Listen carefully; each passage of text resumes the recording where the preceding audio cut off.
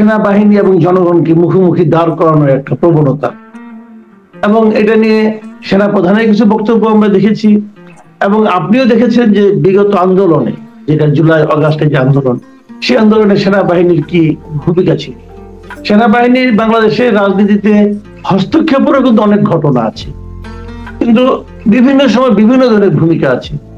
এবং যখনই দেশে কোনো রাজনৈতিক অস্থিরতা, কিছুটা আপনার এক ধরনের ভ্যাকুয়াম তৈরি হয়, এবং অনেককে এমনও বলতে শুনি যে সেনাবাহিনী কেন কোনো ভূমিকা নিচ্ছে না। এই যে সামগ্রিক অবস্থাটা, এই অবস্থাটাকে আসলে আপনি কিভাবে ব্যাখ্যা করবেন?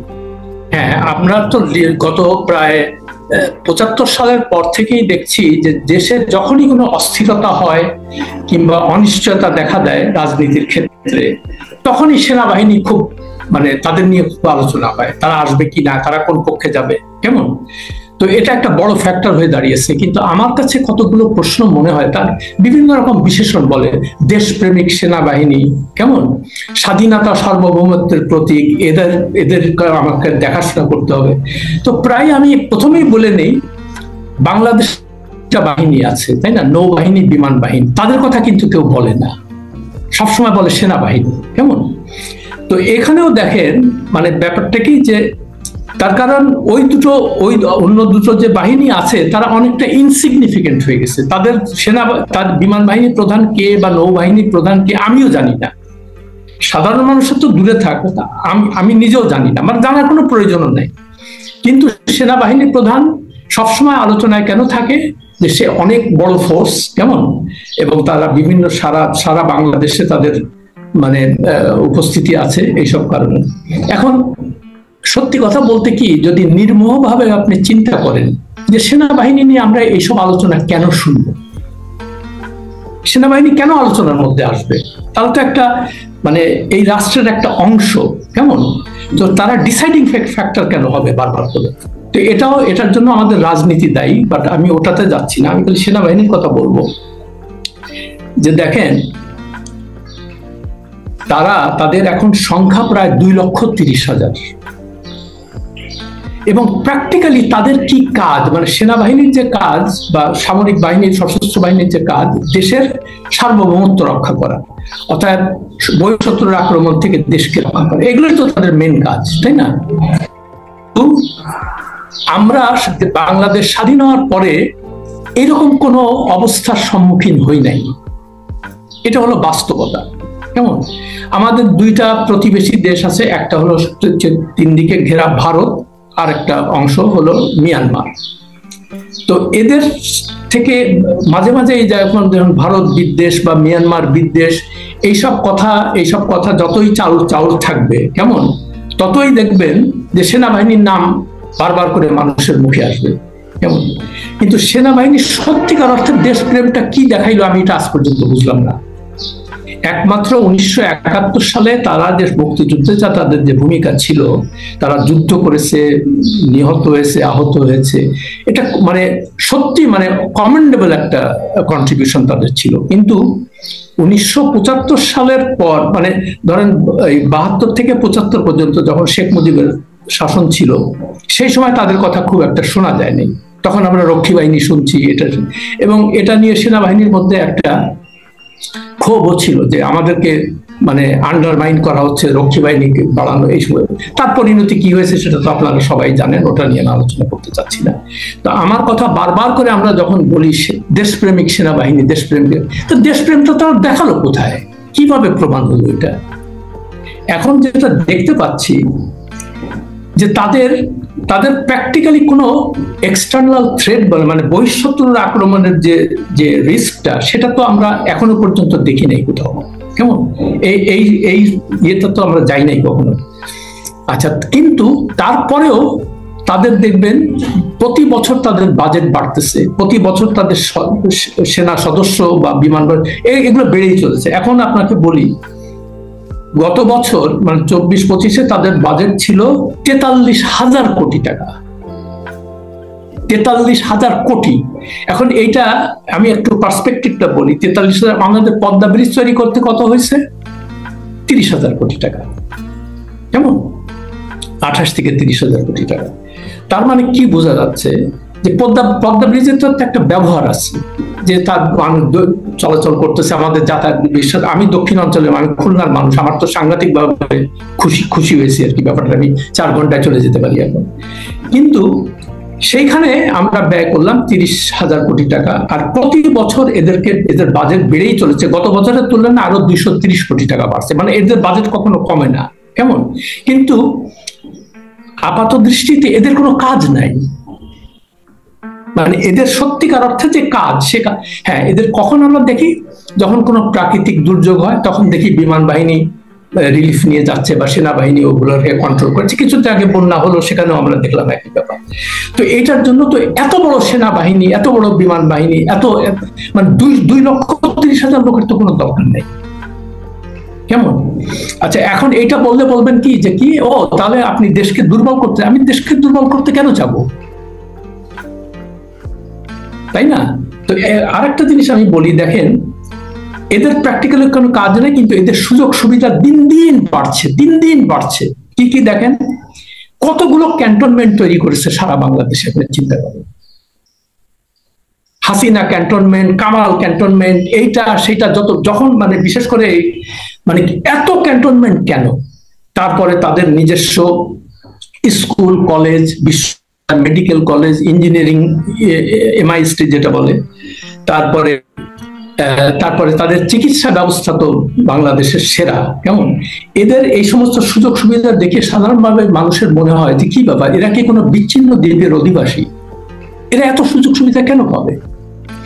আপনি চিন্তা করেন, কর্নেল পর্যন্ত হলে, কর্নেলের থেকে উপরে মানে মেজর জেনারেল, লেফটেন্যান্ট জেনারেল, প্রত্যেকে 2টা করে গাড়ি পায়, ফ্রি সরকারি গাড়ি। কেমন?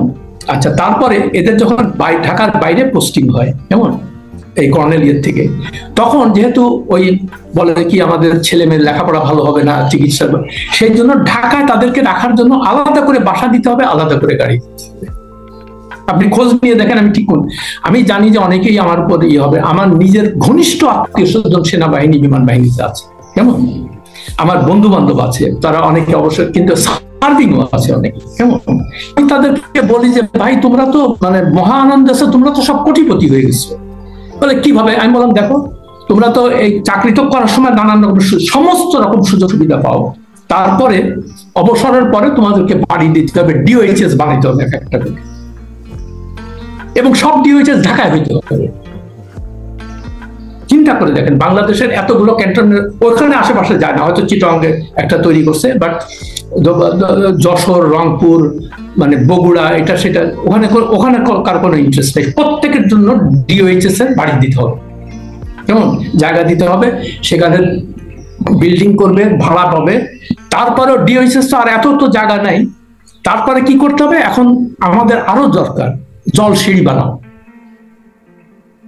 অন্য প্রাইভেট জমি দখল করে সেখানে সেনাবাহিনীর সমস্ত মানে বিমান বাহিনীর লোকজনকে আবার সেখানে অ্যাকোমোডেট করতে হবে। আমার প্রশ্ন হচ্ছে যে এত বৈষম্য, এই যে জিনিসগুলো দেখি, এটা একটা বৈষম্য না? একটা সমাজের মধ্যে এত বড় বৈষম্য আপনি কিভাবে অ্যাকসেপ্ট করেন? তো আমি সেনাবাহিনী বা সশস্ত্র বাহিনীতে যারা, তাদেরও ব্যাপারটা চিন্তা করে দেখতে বলি যে আপনারা কেন জনগণের এই মধ্যে যে ক্ষোভ সঞ্চার হচ্ছে, এটার থেকে এইগুলো নিয়ে আপনারা চিন্তা করেন যে না, আমাদের এত সুযোগ সুবিধার দরকার নেই, আমরা এটা বিলি বন্টন করব এবং সাধারণ মানুষের জন্য আরো উপকার হয় সেটা আমরা দেখবো, আমরা দেশের বৈষম্য কমাবো। সেনাবাহিনী ধরেন আপনার আমাদের স্বাধীনতার পর থেকে দেশ রক্ষার জন্য তাদের কোনো ভূমিকা আপনি সরাসরি দেখতে পাচ্ছেন। এখন দেশে যদি কোনো বহিঃশক্তির আক্রমণ না হয়, তাহলে তো তাদের ভূমিকা দেখার কোনো সুযোগও নাই। অন্যভাবে যদি আমি বলি, আক্রমণ হয়নি বলে কি আমি প্রস্তুত থাকবো না? আমি হ্যাঁ, এটার উত্তর দিই আমি। এখন আমি যেটা বললাম, যেহেতু গত 53 বছরে আমরা কোনো ওই রকম আক্রমণের মানে সম্মুখীন হইনি, বা আমি নিজে ব্যক্তিগতভাবে মনে করি যে এর সম্ভাবনা অনেক কম। এখন আপনি যদি বাস্তবতা চিন্তা করেন, আপনি কি ইন্ডিয়ার সাথে যুদ্ধ করতে যাবেন?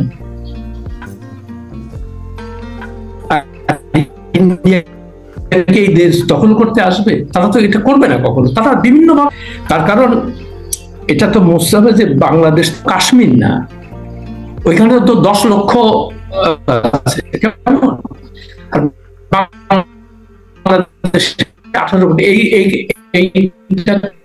না, তারা তা না, তবে তারা চেষ্টা করে যে এখানে একটা মানে প্ল্যান্ট একটা গভর্নমেন্ট রাখার জন্য, যাতে করে ওদের ইন্টারেস্টটা সার্ভ হয়, যেটা শেখ হাসিনার মাধ্যমে তারা করছিল আর কি। এই জন্য শেখ হাসিনার পতনের পরে তাদের মাথা খারাপ হয়ে গেছিল। যাই হোক, এটা তাদের ব্যাপার, ওটা নিয়ে আমি এখন আমার কথা হচ্ছে যে আমরা তো অবশ্যই প্রস্তুত থাকবো, কিন্তু আমার যে প্রশ্নটা, যে এই প্রস্তুতির কথা বলে বলে আপনি খালি তাদের বাজেট বাড়াবেন প্রতি বছর। এই প্রসঙ্গে আমি আর একটা কথা বলি। 1977 সালে খন্দকার মোশতাক ক্ষমতা নেওয়ার পরই, এটা আমি পরে আমার এক এডিটরের কাছ থেকে শুনেছি আর কি, আমি তো এটা সাক্ষী না, উনি আমাকে বলছিলেন যে খন্দকার মোশতাক আসার ক্ষমতায় বসার পরে সে আর্মি চিফ ওদেরকে সবাইকে ডাকলো, ডেকে বললো যে মানে in the event of an attack from India how long can we মানে রেজিস্ট দেম, মানে ইন্ডিয়া যদি অ্যাটাক করে আমরা কতক্ষণ ঠেকায় রাখতে পারবো। তো মানে তারা বলছে যে 12 ঘন্টা। তো বলে 12 ঘন্টা তো ওরা আসতেই, মানে ঢাকায় আসতেই 12 ঘন্টা নিবে। বলে স্যার ওটার বেশি আর কিছু পারবো না। আচ্ছা, 2 নম্বর, 1991 সালে এরকম একটা ঘটনা হলো। মিয়ানমার থেকে যখন রোহিঙ্গারা আসতে থাকলো, আমি তখন এটা কভার করতে গেছিলাম। তো সেই সময় পররাষ্ট্রমন্ত্রী ছিলেন কর্নেল মুস্তাফিজুর রহমান, বিএনপির সময়। কেমন? তো উনি একটা খুব ইমার্জেন্সি মিটিং কল করলেন। এই জেনারেল নুরুদ্দিন ছিল তখন সেনাবাহিনী প্রধান। কেমন? তো আরো সবাইকে ডাকলো, ডেকে হাই লেভেল মিটিং হচ্ছে। তা বলতেছে যে এরকম আমরা তো একটা যুদ্ধের অবস্থার মধ্যে আছি, মিয়ানমার এই করতেছে, যে আমরা মানে আমাদের প্রস্তুতিটা কি। তো তখন মানে ওই মিটিং এর উপস্থিত তারাই আমাকে এটা বলেছে আর কি, যে প্রত্যেকে বলছে যে আমাদের মিয়ানমারের সাথে ফাইট করার কোনো উপায় নাই। তো উনি মানে মন্ত্রী জিজ্ঞেস করছে কেন? প্রশ্ন হচ্ছে যে কক্সবাজার এয়ারপোর্ট মানে ওইভাবে সার্ভিসেবল না আমাদের মিলিটারি এয়ারক্রাফটের জন্য, যে আমরা যে এখান থেকে নিয়ে বম টম করবো। এটা এখন অবশ্য বাড়াচ্ছে, এখন অন্য কথা। আর 2 নম্বর, মিয়ানমারের আর্মি হলো ব্যাটেল মানে হার্ডেন আর্মি আর কি, মানে সবসময় যুদ্ধের মধ্যেই আছে। কেমন? ফলে মানে মধ্যে কথা, তারা সে নেগেটিভলি ডিরেক্টলি না বলে ইনডাইরেক্টলি বলছে যে আমাদের পক্ষে এই ফাইট করা সম্ভব হবে। এটা 2টা ঘটনার কথা বললাম আমি। কেমন? 91। তো তারপরে মানে আপনার সাজেশনটা কি? সাজেশনটা হলো, আমি যেটা বলছি সেটা হলো যে আমাদের একটা, যেহেতু আমরা ওইরকম ওয়ার্ল্ড প্লেয়ার না, আমাদের কারোর সাথে আমাদের শত্রুতা, আমাদের পররাষ্ট্রনীতির মূল কথাই তো সবার সঙ্গে বন্ধু, কারোর সাথে শত্রুতা না, এটাই তো মূল কথা, তাই না? তারপরেও যদি আমাদের ঘাড়ের উপর কেউ চড়ে বসে, তখন সেটা। আর একটা জিনিস মনে রাখতে হবে, দেশের জনগণ যদি আপনার পক্ষে থাকে, কেমন, এটা কিন্তু একটা বড় শক্তি। আমাদের দেশের প্রতিটা সরকারই যখনই ক্ষমতায় আসে, তারা দিন দিন স্বৈরাচারী হয়। আর স্বৈরাচারী হওয়ার ফলে কি হয় জানেন? তাদের সিকিউরিটি ফোর্সের উপর নির্ভর করতে হয় বেশি করে, জনগণ থেকে বিচ্ছিন্ন হয়ে যায়। কেমন? আর দিন দিন তাদের এই জন্য খালি পুলিশ বাড়াও, র্যাব বাড়াও, মিলিটারি বাড়াও, খালি এইগুলাই করতে থাকে। কিন্তু সত্যিকার অর্থে জনগণ একটা মূল শক্তি, এটার থেকে ভুলে যায় সবাই। ভুলে যে ওই হাসিনাকে রক্ষা করার জন্য কি করতে হবে, এই খালি বাড়ি দিতে হবে এদেরকে। তো এটা তখন সমাধান হইতে পারে না। আশা তাই আপনি দেশের বৈষম্য সৃষ্টি। আমি যদি আপনাকে অন্য একটা প্রশ্ন করি, ধরেন এই জাত বাঁধান গত জুলাই আগস্টের আন্দোলনের কথা যদি বলি, কথার কথা, তাহলে সেই আন্দোলন আমরা কি দেখলাম? আমি তো মনে করি জনগণের আন্দোলন ছিল, জনগণের স্বৈরাচারী শাসকের বিরুদ্ধে ক্ষোভ ছিল, কিন্তু সেই ক্ষোভটা কি বাস্তবায়িত হতো যদি আমরা সেনাবাহিনীর সাপোর্টটা জনগণের পক্ষে না পেতাম? তাহলে এক্ষেত্রে তো সেনাবাহিনী জনগণের কাজেই লাগলো, তা তো প্রকারান্তরে দেশপ্রেমিকের ভূমিকা অবতীর্ণ হলো। এটাকে আপনি কি করে অস্বীকার করেন? আচ্ছা, এটার উত্তরটা হলো এই যে আমরা গত মানে 75 এর পর থেকে যেটা দেখতে পাচ্ছি আর কি, যতবার এই দেশে গণ অভ্যুত্থানের মাধ্যমে ক্ষমতার পরিবর্তন হয়েছে, প্রত্যেকটাতেই আপনার সেনাবাহিনী প্রত্যক্ষভাবে বা পরোক্ষভাবে সেটাকে ইন্টারভেন করেছে। ডিরেক্টলি ক্ষমতা নেয় নাই, কিন্তু তাদের মাধ্যমে করেছে আর কি, মানে একটা বসেছে। আর এখনকার যে সরকার, মানে এই 24-এর সরকার, এই সরকারও সম্পূর্ণভাবে সেনাবাহিনীর যদি সমর্থন না, আর সেনাবাহিনীর সমর্থন ছাড়া তখন সেনাবাহিনী বুঝেও গেছিল যে আমরা তো আমাদের জনগণের বিপক্ষে দাঁড়াইতে হয় আর কি। এই রিস্ক তারা নিতে চায় নাই। তার কারণ তাদের তো একটা হিসাবপত্র আছে যে এইরকম একটা টার্মোয়েল যদি হয়, এরকম যাতে একটা গৃহযুদ্ধ বাদে, তো তখন তো আমাদের তো মানে আমাদের নিজেদের মধ্যে নানান রকমের সংকট তৈরি হবে। তো ওরা যেটা করে আর কি, মানে আমি জানি আমার অনেক সেনাবাহিনীর বন্ধু বান্ধব তারা বিরক্ত হবে শুনলে, তারা চায় যে আমাদের সুযোগ সুবিধা যেন কোনো রকম ডিস্টার্ব না হয়, আমরা ভালোভাবে থাকতে পারি, 2টা করে গাড়ি চালাবো, ডিওএইচএস এ বাড়ি নিব রিটায়ারমেন্টের পর, এই সব আমরা চাই আর কেমন। ছেলে মেয়ে বিদেশে পড়ে, ঠিক আছে, সবাই পড়তে যায়, যার সামর্থ্য আছে করবে।